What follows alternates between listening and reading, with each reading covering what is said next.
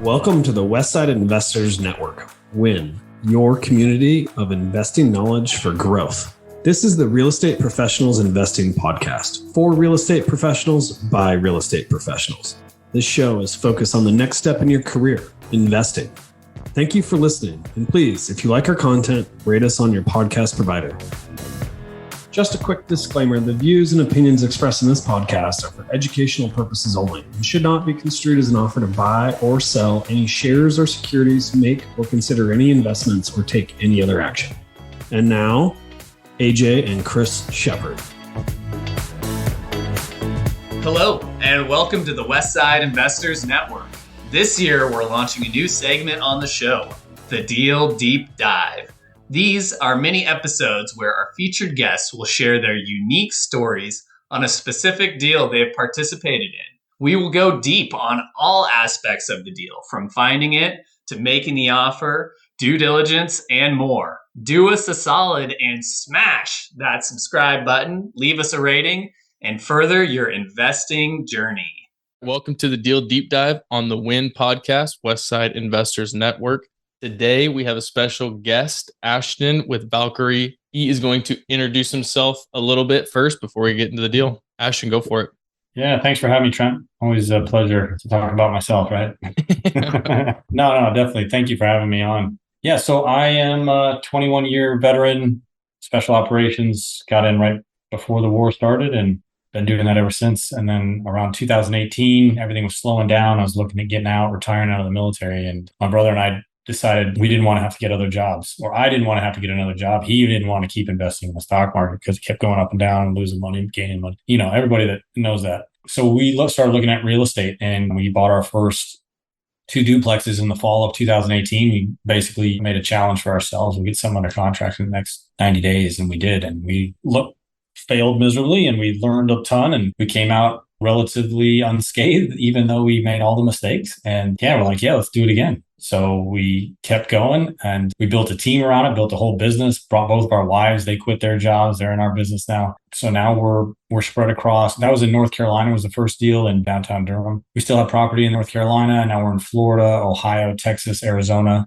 and that's about it. But yeah, we primarily focus on large multifamily properties. So apartment complexes, usually 50 units or more. The biggest we've done is a 384 unit. But then we also shifted into the luxury Airbnb space because we saw good opportunity there in a niche that's not being fulfilled. And I know a lot of people out there are like, it's oversaturated in Airbnb, but I think if you know what to look for and if you specialize, and maybe we can talk about that later, but there's a lot of opportunity there. So yeah, we started syndicating those deals as well. And so by syndicating, I mean, we brought in other partners, private investors, passive investors, if you will, that want to diversify outside of their market, outside of their state, outside of the stock market, whatever. And so that has enabled us to grow and create a decent business around it. So that's where we are today.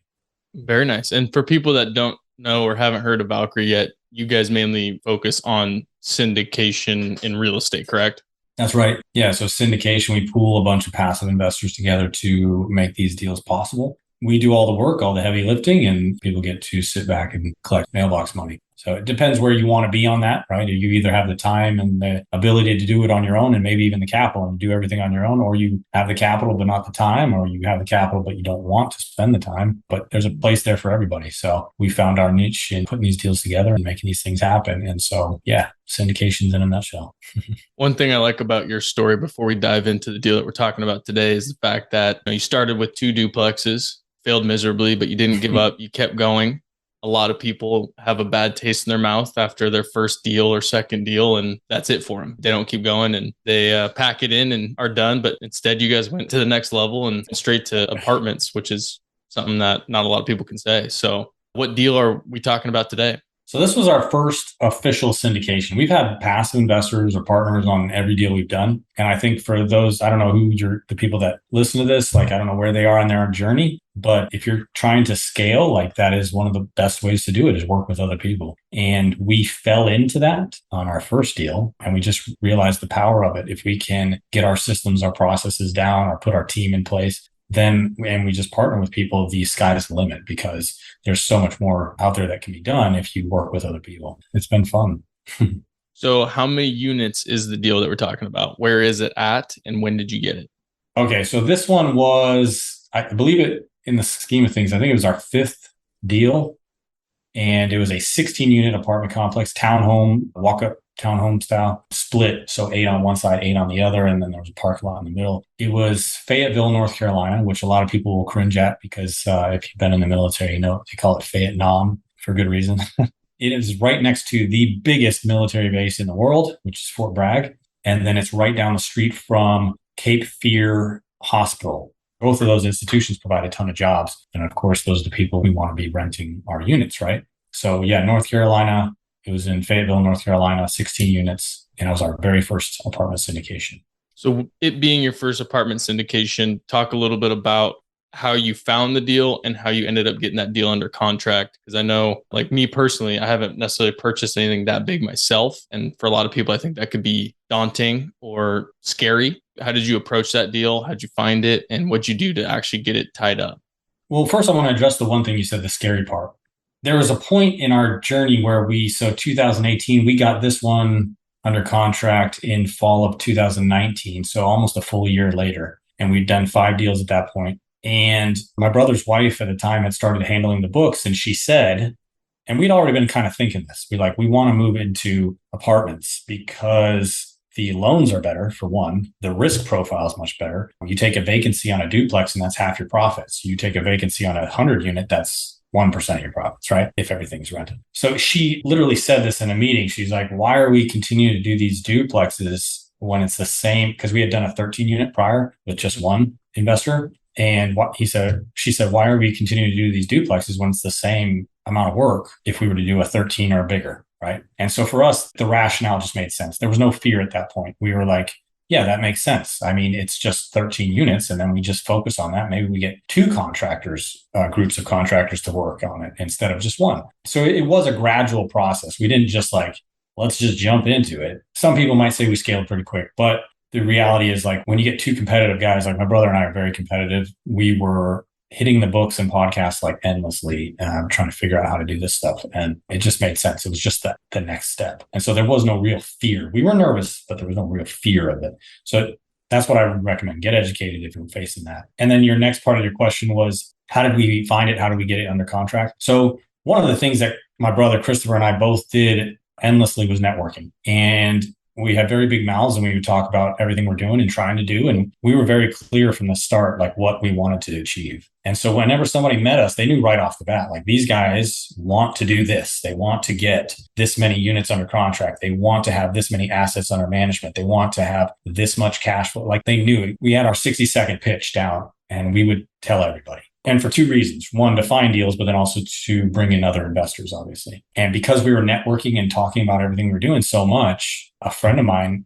he was the real estate agent on our 13 unit. He said, you guys want to do something a little bit bigger? And he started kicking us deals. And we started underwriting these deals. At the time, we were using Michael Blanc's syndicated deal analyzer. I don't know if you're familiar with that. We were using that, which is it's a great tool. We still use it. And we were using that. And we had found a really great mortgage broker. And we would take our deals to the mortgage broker. And he was a really good dude. He would look at it and be like, I wouldn't invest in that.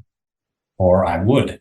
When it came to that 16 unit, he's like, I think you guys have a winner. We trusted him because we've been talking to him now for about a year, trying to get some type of thing going there. Because we had done a 5 unit and a 13 unit prior. So the commercial lending space, we were familiar with it. We understood how the net operating income drives the value. Right. And so if we can improve the net operating income, then it makes it a good deal. And if it's already cash flowing at a rate of 1.25 times what it would take to put it under debt, right? 1.25 times the debt service coverage ratio, it was a good deal. It took us a while to figure that out, but he helped us figure that out. And so that's essentially what happened. We kept bringing him deals. Well, on that one, he was like, this looks like a really good deal. So we were underwriting maybe a couple deals a week, honestly, because we were reaching out to people in Raleigh and Durham, and then of course in Fayetteville. And yeah, he brought us that one and we walked it. It looks great. They wanted $980,000 for it. And it had about half of the units needed brand new AC units. So we were able to talk them down from that and we got another $40,000 off. So we got it for $940,000, which it's still cash flowed, still all expenses were paid for. And it was fully occupied at that time. And there was definitely value add to be had. During the due diligence, found termites in one of the units. There was cockroach infestation in another one. There was, of course, the AC units, a lot of landscaping that needed to be done because of bad runoff, flooding from the runoff and stuff like that, water damage. So there was value add potential there. And that's what we saw. And that's kind of what we were looking for. Like, where can we add value and enforce depreciation on this thing really quickly? So I think, did I answer your question there? I know I kind of rammed for a minute. Yeah, absolutely. I mean, kind of two things I want to talk about real quick, because you kind of hit them on the head. I think a lot of people that are used to residential or small multi 4 units and less, they don't understand debt service coverage ratio or how you can increase the value of the property strictly based on reducing expenses or increasing revenue, right? A lot of people that own the 4 units or less, they get an appraisal and it's based on sales that are in the area, and that's it. That's the only way you can increase value unless you tear it down and build something bigger. But to go from the small multi to learning that aspect in the commercial side of things, did you find that the way that commercial works to be more beneficial to you because you have more control over that value? Or was it easier on the small multi when you're doing that to, I guess, feel more comfortable knowing, okay, these 3 or 4 properties right around the area were worth $150,000 more. We have a good deal here versus, oh man, we're going to have to renovate 16 units or do all this work to the property in order to increase the value. What was more appealing to you? The control aspect, absolutely. All day, every day. And I'll kind of go back to that first 2 duplex we bought. They were on the cusp of, like, right at downtown Durham, which they had been, I don't know if the term is right. They were gentrifying it. They were making it really nice. So when you buy a property like that, you're betting on it. You're betting that if I improve this property right now, in the next year, as they continue to improve this neighborhood, the value is going to go up, right? So yes, when you take a terrible property and rehab a single family home, you're going to increase the value naturally, but it's not going to increase more than what 90% of those, like you just said, what 90% of those homes in that neighborhood are doing. So you're betting on the appreciation of the area, right? There are other things, like if you buy a dump and you completely flip it, like that's a different story, right? That's a whole other topic. But what we were doing was buying home rentals. So to be able to push the rent, you can only push the rent so far, and you can only push the value of the property so far. You can put $1 million into it, but it's still not going to appraise higher than the other properties in that area are doing. So yeah, it was absolutely the control piece. And it blows people's mind when people are used to doing single family and they look at a multifamily. Like, I just underwrote a 200 unit the other day, and it was 50% expenses. We could right off the bat raise rents. Like, we just looked at it like, what if we raised $50? I was doing this with somebody else, one of the partners who was trying to understand it more. And just by decreasing expenses 10% and raising rents by $50 per door, we raised the value, how much it would be valued if we were to go refinance or to sell it. It was valued $7 million worth more than the purchase price just by doing that. Now, obviously, you have to figure out, how do I decrease expenses, right? Where can I cut expenses? Where can I improve efficiencies? How can I justify a $50 raise on rents, right? Which $50 isn't much, and that's actually pretty easy to justify in most markets. But the reality is, like, that's what you look for when you're looking at these properties. It did take us a while to learn that. But when we figured that out, like, man, that's great. And one of the tricks we learned was, when you go walk a property, or have a couple property managers in your back pocket. You know, you guys do property management. If I came to you and I said, hey, you have worked in this area for the past 10, 20, 30 years, you know what market rents are doing. You know, not me, like, I have a good idea, but I want to talk to the expert. And that was a big part for us, was bringing on other experts. And so we talk to a property manager like, hey, what do the rents look like? Are these good rents? Or can we push those rents higher? And if we can't, what would we have to do to the property to push the rents higher, right? The bleeding hearts out there are going to be like, well, you're pushing people out of their homes. But on the flip side, you got to understand, like, we're providing value. We are making these places better to live. If they don't want to live in a nice place, people don't have to, obviously, and they won't. And we're trying to provide affordable housing to working class Americans that have good amenities and it's clean and well kept and everything. You know, that was the goal. And that's how markets appreciate, is by doing this. And I just bring that up because for some reason I'm getting hammered on social media about this.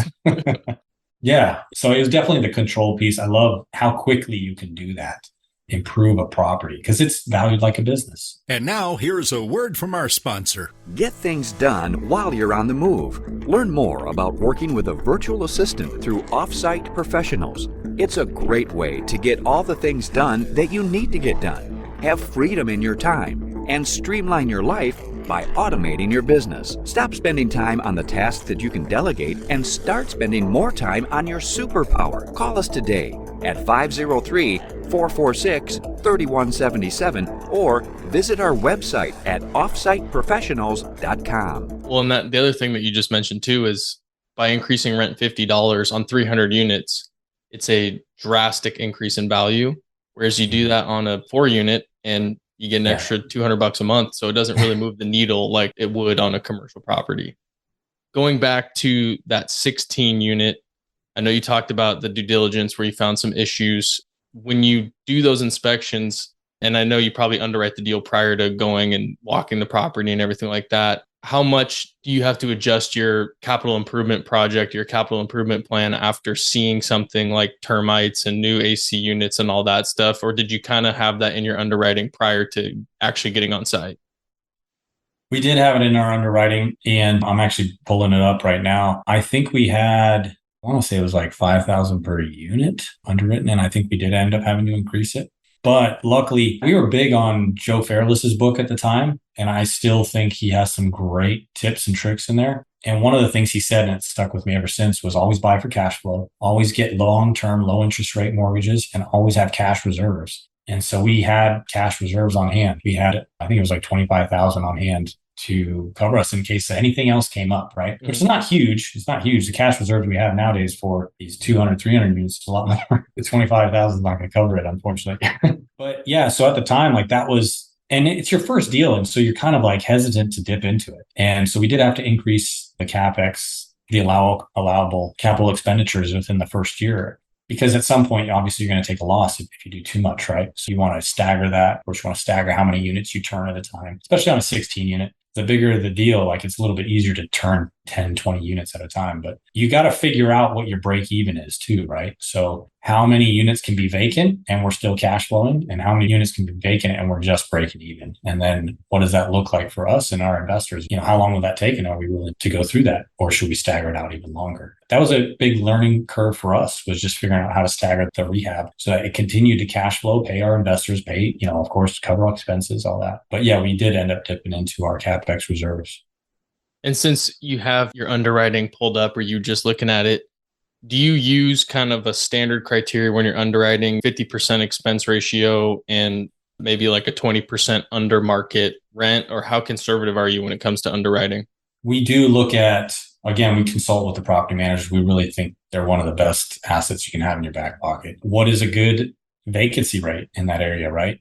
And something else we learned is like a lot of institutions won't loan if they're less than, especially during COVID, this was a huge thing for us, was they wouldn't lend on properties that were less than 92% occupied. So that was something you have to deal with. But finding out, you know, what makes sense in that area from the property management side. So when we look at a property and we see anything over 40% in expenses, we know we can do well there. If we see more than 10% in vacancy, like we know we can fix that, right? Those are things we can fix really easy. Obviously, we're talking to property management on that side because they're going to handle a lot of that. How fast can we get this rented up? Is it in a good enough neighborhood that's desirable, you know? That's kind of what we're looking at. And then we're also looking at, like you said, we want to see at least 10, 20%, depending on what the other ones are, like what the other expenses we can decrease. We want to see where else we can add value. Of course, the rent is part of that. If we can raise rents 20% in the first year to 2 years, that's really good. But if it's only 10%, then maybe can we add washers and dryers to all the properties? So now we can raise rents even higher, right? Or maybe we put in a playground and a dog park, and absolutely, we'll always clean it up. But you clean it up, you rebrand it. Like, what else can we do to make this a whole new place and offer new amenities? Is there a problem with parking? Do we need to redo the parking? Do people need to pay for parking? The gym, the 384 unit we did, we put in a whole new gym. And it just made sense. It was a C-class property, and no C or B-class properties had nice gyms like that. And so that's a huge amenity, you know, to workforce housing to have their own free gym at a place they're willing to pay $100 more a month for that. Yeah, so those are the things we look at. When we started out, there was a standard. Yes, we want 20% below market rent. We want 50% expenses because we know we can decrease those. And we want occupancy rates fairly stable at that time. But as you get better at it, you see where you can improve those. And so a lot of times you find those, I'm not going to call them diamonds in the rough, but ones that people overlook just because they're not that standard. There's so many gurus out there teaching like it has to be this, this, and this, which is great for beginning. But if you figure that out, like, man, you can add value and decrease expenses a bunch of different places. Yeah. And I think you mentioned a couple of things that especially newer investors or people that are trying to take that step from the small multi to the larger assets maybe don't know about? I mean, you mentioned adding washer and dryers, whether that's a shared washer and dryer that you can charge for, by quarters or whatnot, or adding it to the units to increase the rent. We also touched on adding a playground, a dog park, other amenities that, you're not going to be able to charge someone to go to a playground, but it's going to increase the rent and people are going to be willing to pay more because it has those additional amenities, which I think a lot of people overlook, especially when they're first beginning. So for this 16 unit, it was your first syndication deal. How did you get investors to believe in you and your product and your service? And how did they believe that they were going to make money with Valkere? That is the age-old question, because that question comes up. I don't care if you've done one deal to 100 deals. How are you going to convince somebody of the value of your investment that it's worth enough for them to give you their money, right? People have to know, like, and trust you, and they have to understand what you're doing, because the confused mind says no. And I can't remember who said that, but it's absolutely true. When people are confused, they don't understand, they're going to say no every time. I don't know the percentage, but it's really small amount of people in America that invest in real estate, whether by themselves or through other people like us. Typically, it's educated, wealthier people that do it. And, that makes sense because the offerings are structured that way. But yeah, so how do you get people to know, like, and trust you?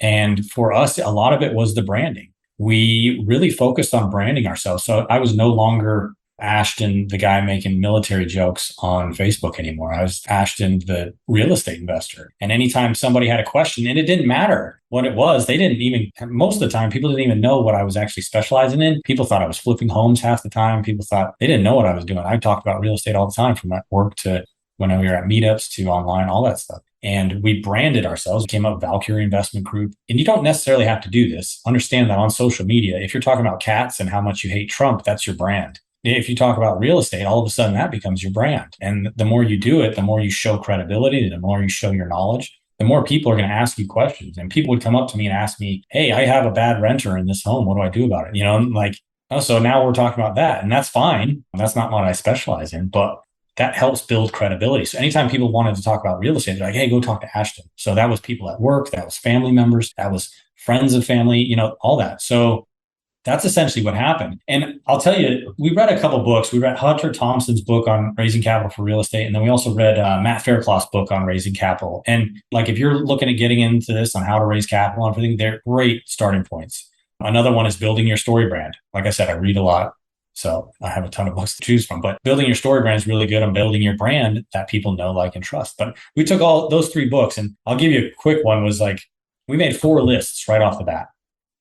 We made a list of family, of friends, coworkers, and then friends of friends or friends of coworkers, extended network, right? And then we went down that list and we said, all right, who of all these people in our network have retirement funds, have equity in their home, have cash value in their life insurance policies, have cash, obviously, that's the first one, or have even liquid investments in stock market. And we put check marks next to all those guys' names. And then we essentially reached out to them, not asking for money, because when somebody asks for your money, the first thing you're going to say is no, or what's it about, unless they already trust you. But just to talk about what we're doing. And a lot of times we would just say, do you know of anybody that would be interested in making a 15 to 20% return over a 5-year hold? And believe it or not, that beats the stock market every day of the week. And people start to think about that. And so I never put the pressure on people. I never said, hey, do you want to invest in our deal? I said, do you know people?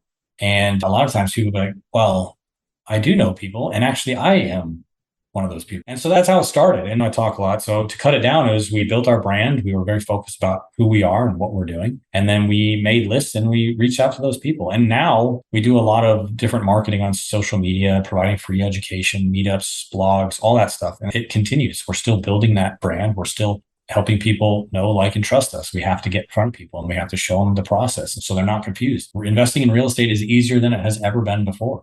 They created the 401k so that people can invest in stock market. But now you can just go on, there's all these apps you can just invest in stock market. Well, you can do that in real estate now too. There's apps like Syndication Pro and InvestNext. And so they've made it very easy. And so for us, it was just about connecting those dots. How many investors did you have in that first deal? Oh, I think that was about 25. Okay. I'm saying that off the top of my head. I think it was around there though. Very nice. Last question I have, unless you have other things you want to talk about this specific deal.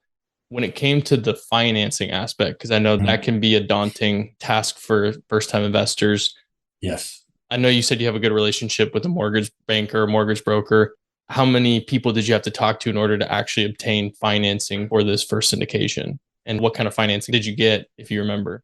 Yeah, I can pull up the financing, I think. I'll take a look at that real quick. Again, it was relationship based with this gentleman. I can't even remember the bank he worked for, but it was a recourse loan, which, if it's over $1 million, you can get a non-recourse loan, which is optimal. You kind of want that because then you don't stand to lose everything if something goes south, right? But it was a recourse loan. We were committed to making this work. So we had a 75% loan to value purchase loan, 20-year amortization at a 4.25% interest rate. And we were looking at refinancing. We actually didn't end up refinancing. I will add this at the end because we went full cycle with that deal. We were going to refinance at 75% loan to value and get at least 62% of investor capital back. That was the plan. Now, we got this under contract in the fall of 2019. We closed January of 2020. And if my memory serves me, COVID hit March or April, May, something like that, right? And that's when I don't know, for lack of a better term, shit a brick. Yeah. Because we got really worried. Cash flow went to zero for us. Investors still made I think it dropped to 6% from an 8% pref, but we had a catch up that once it got back up to what we promised them, they would catch them up every month. It wasn't at where it was supposed to be. So we were making zero, but our investors were making the 8% preferred return. But after COVID died down, I continued to add value to the property, raise rents, make it more profitable. There were 6 months there where it was a struggle because people were trying to not pay. So we had to do the paperwork for them to get the capital or the government to provide I can't remember what they call it. Rental assistance. Yep, rental assistance. So we actually put in a lot of work doing that. Our property manager was awesome about it. And we were able to sell within 2 years, and everybody on the deal made a 50% return per year. So they doubled their money in 2 years. Actually, it was 62%, I think, if you count the cash flow. But yeah, so they doubled their money in 2 years. So the stuff works. For us, it was a very quick learning curve from buying to going into COVID to being able to sell within 2 years. We learned a lot in that one. Yeah, this deal basically started pre-COVID. You got it stabilized during COVID, and then you sold it when COVID ended or when it started to die down a little bit. Yes. Yeah. We sold it the beginning of this year, right? So yeah. 2 years. Yep. Almost exactly. It's amazing when you don't understand it. We didn't understand it at first. And you're kind of that's crazy that you can make that much in 2 to 5 years. The plan was to make that much in 5 years, but the offer came to us at 2 years in. And that was the sale price that we wanted to sell in 5 years. We're well, yeah, let's sell it then. No need to wait 3 more years. Yeah. Yeah. That's awesome. That's awesome. Yeah. Well, do you have anything else about this deal specifically you want to mention? Yeah, I think if you're new to this and you're getting into this, or if you're looking for people to invest with, I think some really good questions to ask are going to be some of the things we talked about today. Just who's managing the property and what's their experience? Because our property manager definitely saved us. He'd never been through COVID, but he had experience with problem tenants. He knew all the laws. He knew how to use the system to our advantage, not to screw anybody over, but obviously we're not providing free housing either. So he was a very hardworking property manager. He'd been in that market for 20 plus years at that time. So I think that's one of the things. Who's on the team and how long have they been doing this? It's a great question to ask when you're working with somebody new or putting your team together. Very nice. Where can people connect with you? Probably our website's the easiest, but I'm all over social media too. But our website is www.valkeregroup.com, and Valkere is spelled Valkere. It's actually an anagram of our last name, so it's not spelled the traditional way. So, if you go on there, you'll see me and my family, me and my brother's family down there as well. You can sign up for a call. We'll jump on a Zoom call. But you can also find us on Facebook and LinkedIn, Instagram, TikTok even. So we're all over the place. And if my memory serves correctly, I believe you have a podcast as well. That's right. Yep. I always forget. Yeah, we have a podcast. We have a blog. We actually have a monthly meetup too, where we bring in other experts in the field and talk about how they are increasing and preserving wealth through real estate. So what's your podcast called? The podcast is called The Art of Winning, and that's focused on health, wealth, and happiness. And so we do a lot of wealth related stuff, but we also focus on the psychology of happiness and then of course health and stuff. So that one's a lot of fun. Awesome. Well, thank you again, Ashton. I know this was a quick episode, but there's a lot of value and a lot of good insight from you here. Again, thanks for your time today, and I hope everyone takes a listen to it. Thanks so much for having me, Trent. I appreciate it. It's definitely a pleasure. Thank you for listening to this episode of the Real Estate Professionals Investing Podcast on WIN, your community of investing knowledge for growth. We hope that this episode has increased your knowledge and added value to your path to freedom. If you would, please take a second to rate us so that we can get more great investors to interview. If you or someone that you know wants to be on, please visit westsideinvestors.com and fill out our form to be on the show. Thank you again and enjoy your day.